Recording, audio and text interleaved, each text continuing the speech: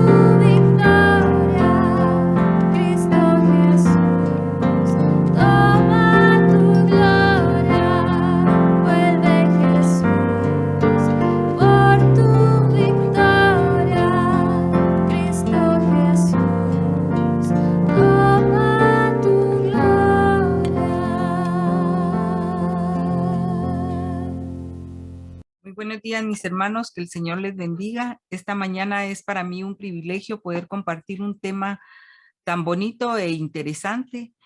También estoy viendo que a partir de hoy vamos a empezar una serie de los milagros ocurridos en el pueblo de Israel, que son temas bastante interesantes e importantes y nos ayudan a acrecentar nuestra fe. En esta mañana vamos a hablar de 3 vientres estériles son sanados. Y el pensamiento central es: Dios permite a los creyentes pasar por dificultades para demostrar a través de ellas su poder sin igual. Dios concedió un hijo a Abraham y a Sara en su vejez. Dice la historia del pueblo de Israel está repleta de milagros. Uno de los más sobresalientes es que naturalmente la nación de Israel no pudo haber surgido debido a que habían las 3 madres de la nación, que eran Sara, Rebeca y Raquel, tenían un problema en común y era que ellas eran estériles. Pero de cada uno de estos casos de esterilidad sirve para revelar que Dios permite diversas circunstancias en nuestras vidas con el propósito de glorificar su nombre.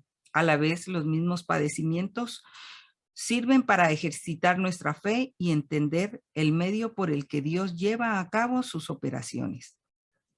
También los relatos de Génesis sobre la sanidad de Sara, Rebeca y Raquel nos dicen mucho sobre la revelación de la oración. En 2 de los 3 milagros de sanidad estuvo presente la oración. Isaac oró por Rebeca y el Señor la sanó, y Raquel misma oró por sí misma, y el Señor la atendió y fue sanada. Así que tan importante es que otros oren por nosotros como nosotros mismos decirle al Señor lo que necesitamos. Dios no tiene límite con su poder, tampoco tiene acepción de persona. El libro de Génesis enfatiza que para Dios no hay ninguna cosa difícil, nada hay imposible para Él. Lo mismo es para sanar el vientre de una anciana de 89 años como para hacer fértil el vientre de cualquier otra mujer. Si creemos esta verdad, podemos emprender grandes cosas para Dios a través de la fe. Pedir que Dios haga provisión y recibir contestaciones asombrosas del Señor. Finalmente, es importante que al orar por un milagro podamos tener el propósito de glorificar a Dios. Es notable que cuando Dios sanó los vientres de Sara, Rebeca y Raquel, buscó a través de ellas proveerse de un pueblo para sí. Como veremos más adelante, de los hijos nacidos por estos 3 milagros vino a surgir también el pueblo de Israel y posteriormente el Mesías. Y Dios concedió un hijo a Abraham y a Sara en su vejez, según Génesis capítulo 18, versículos del 11 al 14 y capítulo 21, versículos 1 y 2. Y dice así: la promesa de un hijo a Sara se ve reflejada en Génesis 18, versículos del 11 al 13, y dice así: y Abraham y Sara eran viejos de edad avanzada, y Sara le había cesado ya la costumbre de las mujeres. Se rió pues Sara entre sí diciendo: después que he envejecido, ¿tendré deleite, siendo también mi señor ya viejo? Entonces Jehová dijo a Abraham: ¿por qué se ha reído Sara, diciendo que será cierto que he de dar luz siendo ya vieja? Sara se rió porque tuvo duda, porque ya la costumbre de las mujeres había cesado en ella, ella ya no tenía periodo, ya no tenía las condiciones físicas para tener un hijo, ya era de edad avanzada. Pero veamos lo que dice Génesis 17:17. También Abraham se rió, porque dice: entonces Abraham se postró sobre su rostro y se rió, y dijo en su corazón: ah, hombre de 100 años ha de nacer hijo, y Sara de 90 años ha de concebir. Hubo incredulidad en ellos. Pero Romanos 4:20 dice que Abraham tampoco no dudó por su incredulidad de la promesa de Dios, sino que se fortaleció en la fe, dando gloria a Dios. Luego Dios visitó a Sara como él le había prometido y le dio a Isaac, según Génesis capítulo 18, versículo 14, Génesis capítulo 21, versículos 1 y 2, y el 14 dice así: ¿hay para Dios alguna cosa difícil? Al tiempo señalado volveré a ti, y según el tiempo de la vida, Sara tendrá un hijo. Cuando él decía el tiempo de la vida, se refería al tiempo natural del embarazo. O sea que el Señor regresó cuando ya Isaac había nacido. Y Génesis 21, 1 y 2 dice: visitó Jehová a Sara como había dicho, e hizo Jehová con Sara como había hablado. Y Sara concibió y dio a Abraham un hijo en su vejez, en el tiempo que Dios había dicho. Hay varios testimonios de los milagros y sanaciones que el Señor hizo durante todo el tiempo que Él estuvo en la tierra.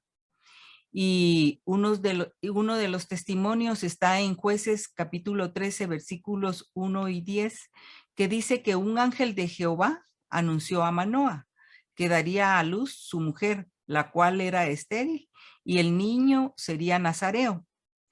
En la Biblia no aparece el nombre de la mujer de Manoa, simplemente dice la mujer estéril. Y ella fue la mamá de Sansón. Y dijo que este niño sería nazareo. Un nazareo es un hombre dedicado a Dios, un hombre especial que iba a defender al pueblo de Israel, que iba a ser un hombre fuerte y que no podía cortársele la cabellera porque en la cabellera estaba la fuerza. Y Dios tenía un propósito para ese niño, y el propósito era que él iba a defender al pueblo de Israel, que iba a ser un hombre fuerte, un hombre dedicado al Señor. Y Lucas capítulo 1, versículos del 13 al 20 dice que Dios también sanó el vientre de Elizabeth, esposa de Zacarías, y engendró a Juan.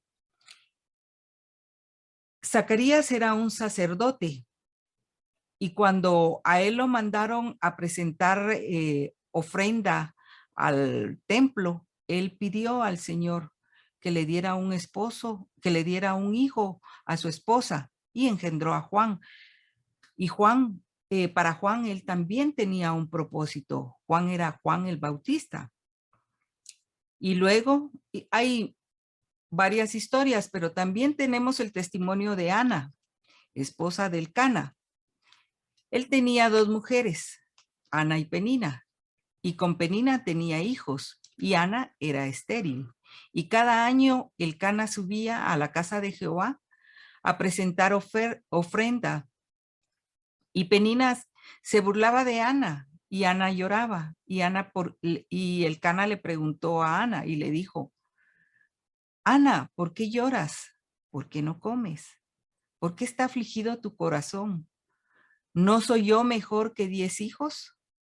Ella con amargura de alma oró a Jehová y lloró abundantemente e hizo votos y le dijo a Jehová que si le daba un hijo, lo dedicaría a Jehová todos los días de su vida.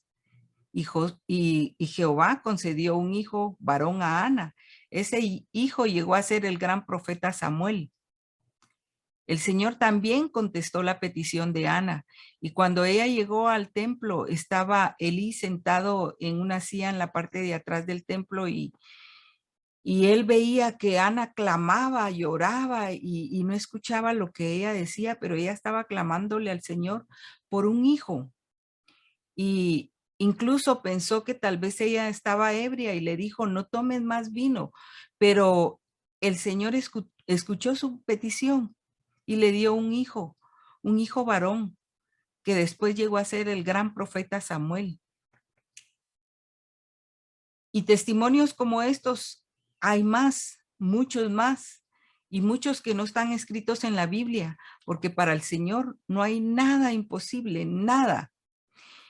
Y luego Dios respondió a Isaac su oración también, y Rebeca tuvo hijos. El mismo Isaac había sido hijo de la promesa, había sido un milagro porque venía del vientre de Sara, de unos padres que ya no podían tener hijos por su edad, mas sin embargo, el Señor hizo el milagro, cumplió la promesa que le había hecho a Sara. Y entonces, él vio la fe de sus padres, él era un testimonio de esa fe, y él fue y le pidió al Señor en oración que le concediera hijo. Y oró Isaac a Jehová por su mujer, que era estéril, y lo aceptó Jehová y concibió Rebeca a su mujer. Y los hijos luchaban dentro del vientre de ella. Y dijo, ¿para qué vivo yo? Y entonces ella estaba angustiada porque desde el vientre ya venían estos niños compitiendo, peleando. Y entonces vino ella y fue a consultar al sacerdote al templo, según Malaquías 1:7, y dice así, porque los labios del sacerdote han guardado la sabiduría y de su boca el pueblo buscará la ley, porque mensajero es de Jehová de los ejércitos. Por eso ella acudió al sacerdote a pedir consejo.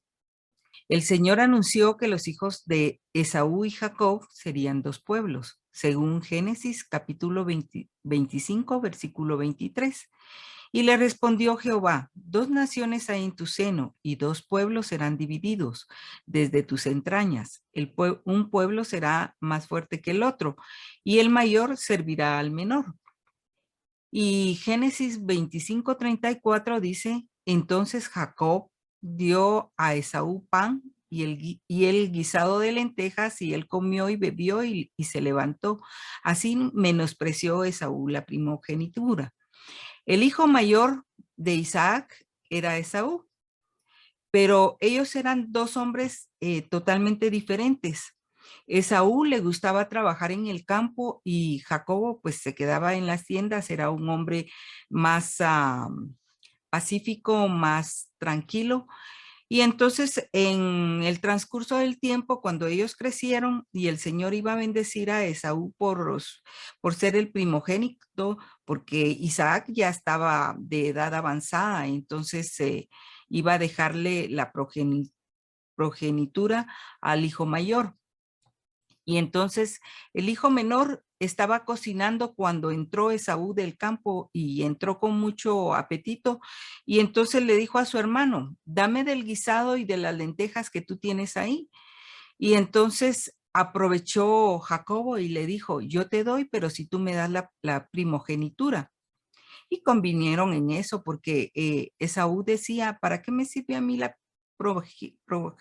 primogenitura si de nada, no sacia mi hambre, no sacia mis necesidades? Pero con el tiempo él se dio cuenta de que él había menospreciado esa primogenitura y que le iba a servir para tener autoridad en la familia, en la política, incluso en la iglesia. Y luego tenemos el testimonio de Raquel. Dios oyó la voz de Raquel y le concedió hijos también. Y dice Génesis 30, eso lo vamos a encontrar en Génesis capítulo 30, versículos del 22 al 24 y capítulo 35, versículo 15. Y dice así: Raquel era la esposa por quien Jacobo había trabajado 14 años para su tío Labán, pero ella era estéril. Ella amaba a su esposo y quería complacerlo con darle también descendencia. Era una afrenta en aquellos tiempos para ella no concebir. Raquel sabía que sobre su otra esposa y sus 2 siervas, quienes ya habían dado 2 varones a Jacob, tenía un amor especial y ella quería también ser parte de ese amor especial y darle hijos, y en su desesperación ella dijo que si no tenía hijos prefería morir. En ese tiempo el ser estéril era una afrenta, era una maldición para la mujer. Y aconteció lo siguiente: los hijos de Raquel nacieron en respuesta a su oración. Eso lo vemos en el capítulo 30 de Génesis, versículos del 22 al 23, y dice que Jehová se acordó Dios de Raquel y la oyó. La oyó Dios y le concedió hijos, y concibió y dio a luz un hijo y dijo: Dios ha quitado mi afrenta. El versículo 22 dice: y se acordó. Dios nunca se olvida de nuestras peticiones. Lo que sucede es que llegan en el tiempo justo en que el Señor lo cree conveniente para la vida de cada uno de nosotros. Y primera de Juan 5, 14 y 15 dice: y esta es la confianza que tenemos en que si pedimos alguna cosa conforme a su voluntad, Él nos oye. Y si sabemos que Él nos oye en cualquier cosa que pidamos, sabemos que tenemos las peticiones que le hayamos hecho. El Señor escucha todas nuestras peticiones y Él obra conforme a nuestra voluntad, conforme a su voluntad, no conforme a nuestra voluntad, porque muchas veces nuestra voluntad no es correcta, no es buena, porque a veces pedimos cosas que no son buenas para nuestra vida, que nos van a acarrear más problemas de los que probablemente tengamos hoy. Los hijos de Raquel llegaron a ser tipos de Cristo. ¿Por qué tipos de Cristo? Porque tuvo a José, y José era un hombre sin tacha moral, era un hombre correcto.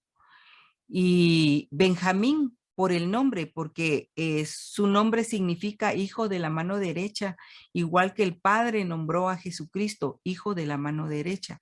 Y dice el capítulo 30 y versículo 24: y llamó su nombre José, diciendo: añádeme Jehová otro hijo.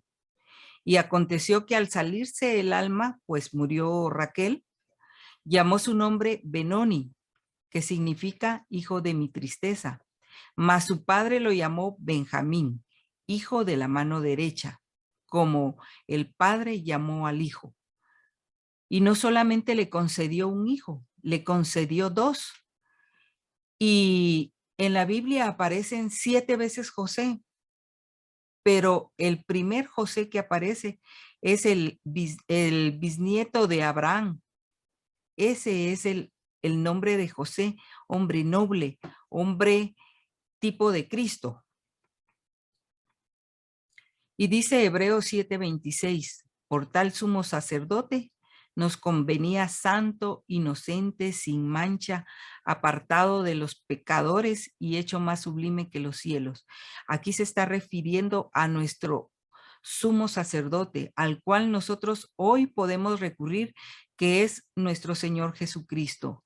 Cuando estemos en penas y en aflicciones, podemos ir a consultar a nuestro sumo sacerdote, al gran yo soy, a Jesús. Mateo 6, 33 y 34 dice, mas buscad primeramente el reino de Dios y su justicia, y todas estas cosas os serán añadidas. Así que no nos afanemos por el día de mañana, porque el día de mañana traerá su afán. Basta a cada día su propio mal. Confiemos y depositemos nuestras cargas en las manos del Señor, porque Él es el que va a obrar en su tiempo, según su voluntad. Conclusión. En la mente y en los propósitos de Dios van más allá de nuestra imaginación, y aunque sus promesas nos parezcan difíciles de alcanzar, Dios cumple su promesa. Nunca debemos de asumir una actitud de incredulidad ante Dios, sino de plena certidumbre como lo hizo Abraham.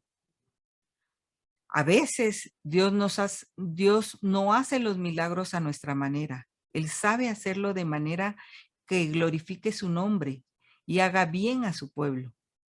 No podemos manipular a Dios a través de nuestra fe. Debemos estar dispuestos a aceptar su voluntad cuando la respuesta no es la que esperamos. La provisión más grande que Dios nos ha hecho es su Hijo Jesucristo. Pues en Él tenemos la salvación de nuestras almas. Y veamos lo que dice Primera de Pedro 1:9 y dice lo siguiente. Obteniendo el fin de vuestra fe, que es la salvación de vuestras almas. Obteniendo el fin de vuestra fe, que es la salvación de vuestras almas. Esa debe de ser nuestra meta, obtener la salvación a través de nuestra fe. Y si en alguna ocasión nos toca enfrentar problemas, pero nuestra fe debe de estar firme, porque el Señor cumplirá. El Señor tiene una promesa en la vida de cada uno de nosotros. Tiene un plan trazado perfecto. Y Él va a obrar en la vida de cada uno de nosotros según nuestra voluntad. Que ninguna aflicción, que ningún problema, que ninguna enfermedad, que ninguna tribulación nos aparte del amor de Dios. Recordemos que Dios tiene planes para nosotros y que Él prometió que iba a estar con nosotros hasta el último de nuestros días, que Él iba a estar en cada momento de nuestras vidas. Según Josué 1:9 dijo, esfuérzate y sé valiente, pero también ofreció que iba a estar con nosotros. ¿O es que hay para Dios alguna cosa difícil? Para Dios no hay nada imposible. Lo que para nosotros es imposible, para Él es posible. Así que creamos fielmente en Él y acudamos a ese sumo sacerdote que tenemos. Qué gran privilegio que podemos recurrir directamente a nuestro Padre a través de nuestro Señor Jesucristo. Que el Señor les bendiga, que tengan un excelente día.